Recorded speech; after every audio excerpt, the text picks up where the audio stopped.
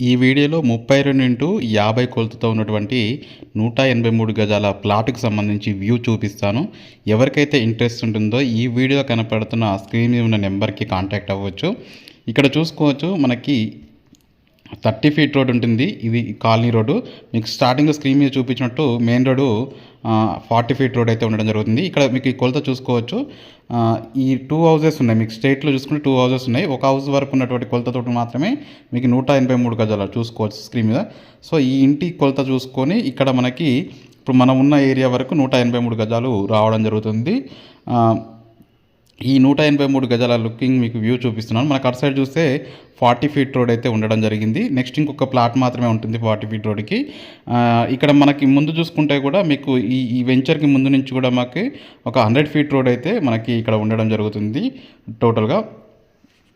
ఈ యొక్క చూసుకున్నట్లయితే మనకి ఈ యొక్క ప్లాటు డైమెన్షన్స్ 32x50.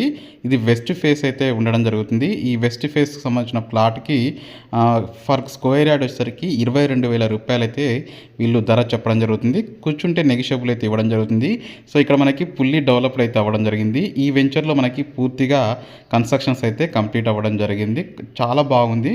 అంటే కాలనీ పరంగా చూసినా కానీ, అదేవిధంగా ఈ ప్లాట్ వ్యూ చూసినా కానీ టోటల్గా లుకింగ్ అయితే చాలా బాగుంది. సో ఖచ్చితంగా మీకు నచ్చితే ఈ ప్లాట్‌కి ఈ పైన స్క్రీన్ మీద కనపడుతున్న నెంబర్‌కి కాంటాక్ట్ అవ్వచ్చు.